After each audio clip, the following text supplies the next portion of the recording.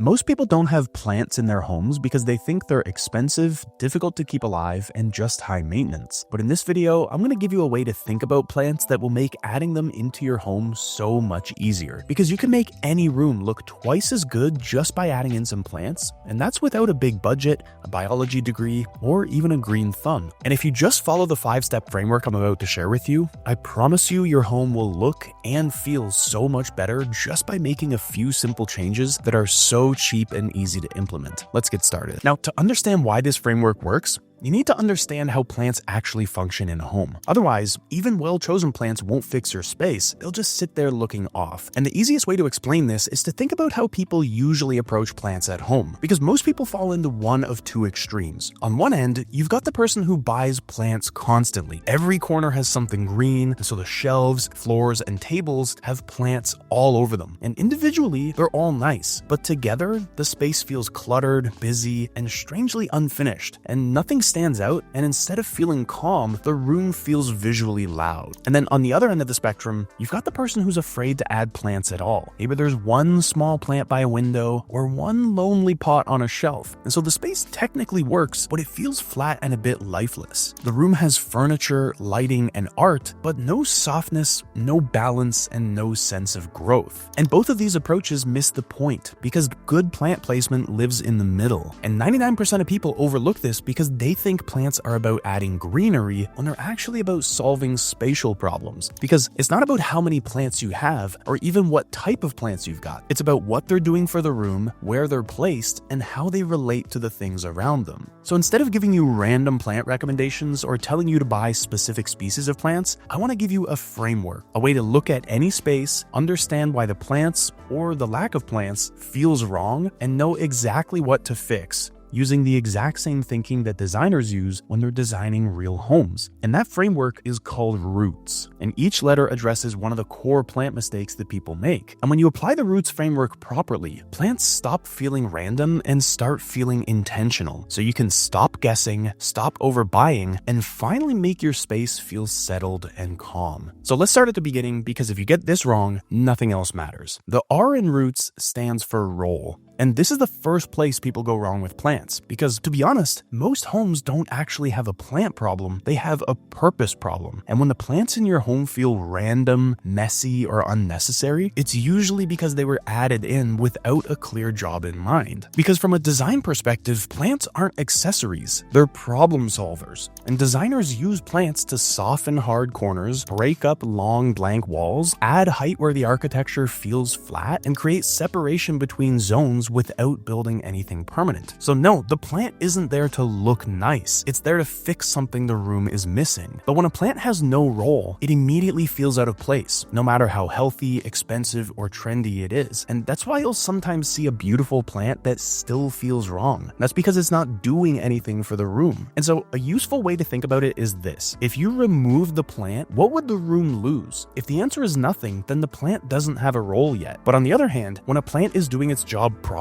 you don't have to think about it. You can just feel that the room works better. Now, the first O in roots stands for orientation. And this is about how a plant relates to the space around it, the walls, the windows, the furniture, and the way people move through the room. Because plants should feel anchored, not dropped into a space at the last minute. And good designers are very deliberate about where a plant sits in relation to nearby edges and lines. And that's why you so often see a plant aligned with the edge of a sofa, the end of a console, or the boundary of a seating area. And it's that alignment that makes the placement feel natural. But good orientation also means respecting circulation. So plants should guide movement through a room, not interrupt it. And so they can help define paths, soften transitions, or mark different zones, but they shouldn't block walkways or feel like obstacles that you have to navigate around. And that's why a plant floating in the middle of nowhere almost always feels wrong. Not because plants can't stand alone, but because without proper orientation, the placement feels accidental accidental. But when a plant is properly oriented, it feels like it belongs to the architecture, not like it was added after everything else was finished. Now, the second O in roots stands for order. And this is where clutter usually creeps in, because most people think adding more plants will make a space feel better, when in reality, too many plants of the same size just creates visual noise. And that's because good designers think in terms of hierarchy. And so instead of treating every plant equally, they establish a clear order. And there's usually one anchor plant that carries the most visual weight in the room, and then one or two supporting plants that reinforce it. And if they include anything beyond that, it's generally much more subdued. And this is why including one or two large plants in a room usually feels better than 5 small ones, because your eye knows where to go, and the space feels organized instead of busy, because when everything is the same size and importance, nothing in the room feels settled. So here's a simple test. If all your plants could be swapped around without changing how the room feels, there's no hierarchy. But when the order is right, moving or removing the largest plant would immediately throw the space off, and you'd feel that something important is missing. But to be clear, good order doesn't mean having fewer plants. It means having clearer roles between them. The anchor plant sets the tone, supporting plants echo it at a smaller scale, and everything else stays quiet. Now, the T in roots stands for texture. And this is where a lot of plant-filled homes still end up feeling flat, because most people think plants are just about adding green, but designers think of plants as material, no different from wood,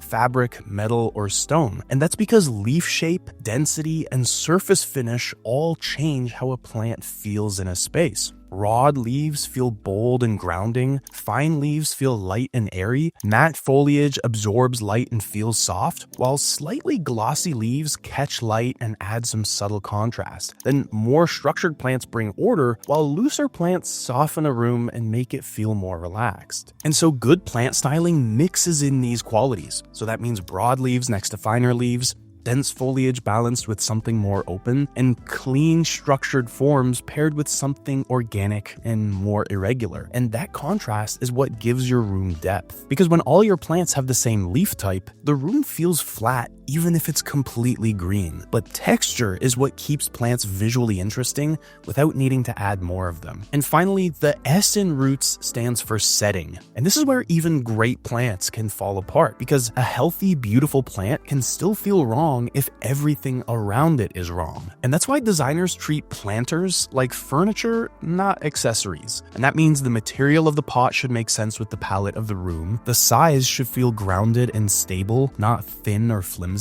and the height of the plant and the pot together should fit in with nearby furniture like chairs, side tables, and consoles, instead of floating awkwardly above or below them. But setting is also about permanence. A plant should feel like it belongs in that spot long term, not like it was temporarily placed there and could be moved tomorrow. When the setting feels intentional, the plant feels integrated into the space instead of sitting on top of it. Or put another way, when the setting is right, the plant doesn't feel like a separate object you're aware of. It just quietly belongs there. And that's why even the simplest plant can feel right when it's grounded properly, while a much more extravagant plant in the wrong setting will always feel slightly off, no matter how many times you try to adjust it. But now that you understand the thinking behind the Roots framework, I want to make it super easy for you to apply it. And that's why I took the theory behind Roots, as well as a bunch of other interior design knowledge, and built it right into a custom tool. Now, all you need to do is snap a photo of your room, and the tool will show you exactly what to do with that room to make it look amazing by applying Roots principles. So let me show you a few examples of this so you can see the framework and the tool in action, because all the revised images you're about to see were generated by the tool itself. So here's a photo of a living room I found online, and at first glance,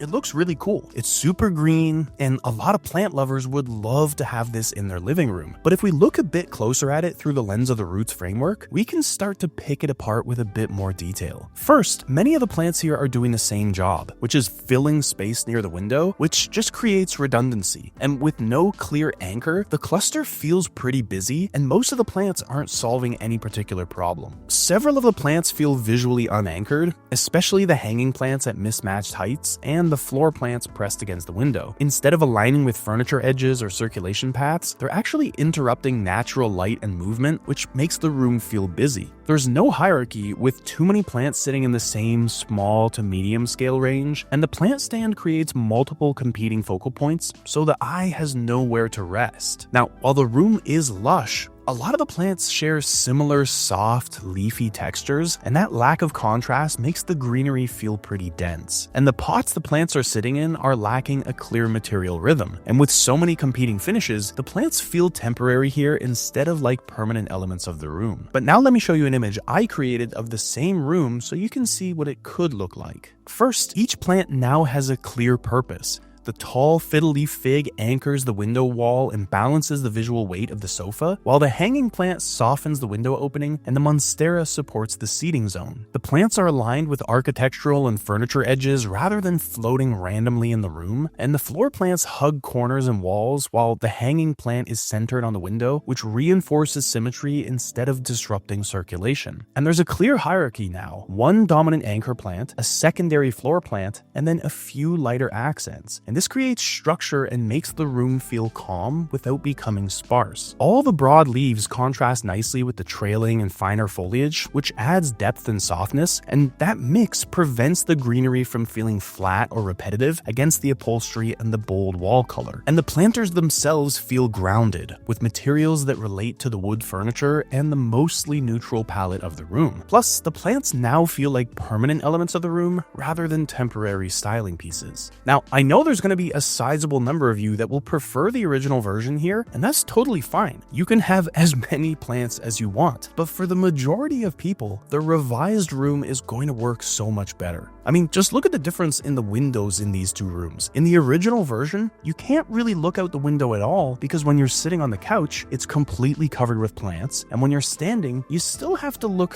through or under or around the plants to be able to see what's going on outside. And that also means that most of the natural light that's trying to come through that window is getting blocked. But in the revised image, you can see straight out the window and you get all this beautiful natural light pouring in. Okay, now it's time for a second room. Here, the one plant by the left window is anchoring the vertical plane, but the remaining greenery lacks a defined job. And the plants on the coffee table and the small one in the windowsill are just styling props, and they aren't really solving any kind of spatial need. That left window plant is well aligned with the natural light and architecture in this room, but the coffee table plant just interrupts the seating zone and doesn't support it in any particular way. And the smaller plant on the right window just lacks alignment with furniture edges or any sort of window symmetry, so it feels a bit lost. Now, there is a clear anchor plant, but the supporting plants don't form any kind of strong hierarchy. Most of the foliage shares soft, organic leaf textures, which keeps the look cohesive, but also feels a little flat. And the white planter in that left window does feel grounded and appropriate for the room, but the smaller plants just feel lighter and more temporary. And so the difference in planter presence weakens the overall sense of placement in here. But when I uploaded this image into the tool, this is what it gave me in return. And as you can see, each plant now has a distinct job. The tall ones on either side of the couch anchor the window bays, the mid-level greenery supports the seating area, and the smaller plants in the windows reinforce symmetry without becoming filler. All the plants are aligned with architectural lines and furniture edges, especially the window frames and the ends of the sofa, and nothing intrudes into seating or circulation, so the layout feels really well integrated. Plus, the hierarchy is clear and balanced. Two dominant anchor plants supported by restrained mid-level plants with some minimal accents. And so the eye moves calmly across the room instead of jumping between competing elements. And the leaf contrast now is much nicer, with a mix of bold foliage with some softer, finer greenery, which adds depth and softness without increasing the visual noise. And the planters also make more sense when it comes to scale and material, which reinforces that sense of permanence,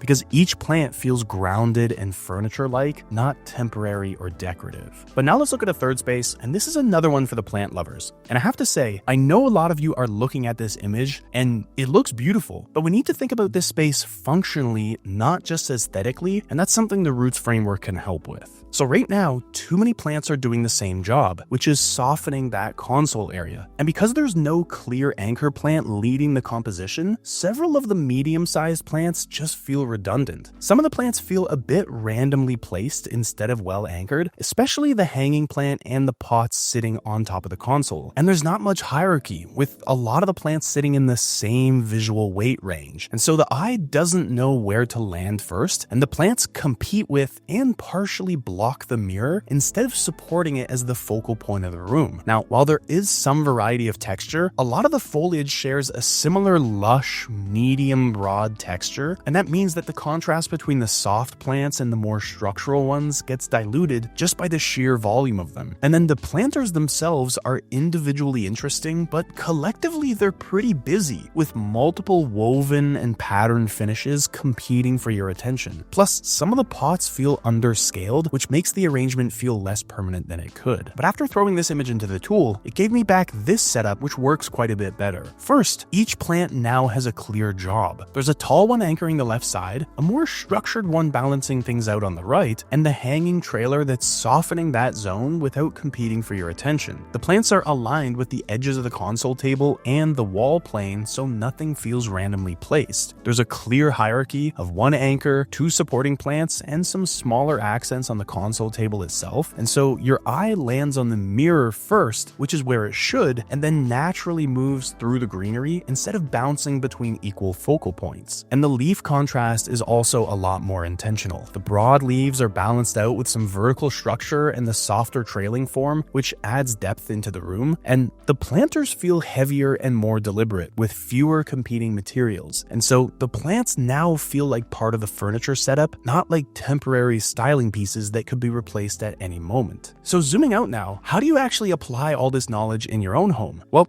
the simplest way is to let my tool apply the Roots framework for you. If you already have plants, you can upload one or a couple photos of your space and it'll show you what to change so the room feels more balanced and well put together. And if you don't have any plants yet, this is a super easy way to see what should go where before you buy anything. And that alone can save you a lot of money, because plants add up fast, and most people only realize too late that what they bought was never going to work in their space. So if you want to skip that trial and error phase and get it right the first time, check out the link in the description. You'll get full access to the tool along with a bunch of other tools I've built to help you think through your space the way a designer would. And you can do all of it starting from a photo of your room as it is now. Of course, even the biggest, leafiest plants can't cover up some of the mistakes I see people making in their homes, which are causing them to look and feel so much worse than they should. And the worst part is, most people don't even know they're making these mistakes, so they end up living in an ugly, sterile home when they could be living in a place that's so beautiful. If you want to avoid making the mistakes that'll make your home look gross, check out this video up here. Trust me, you're gonna like it.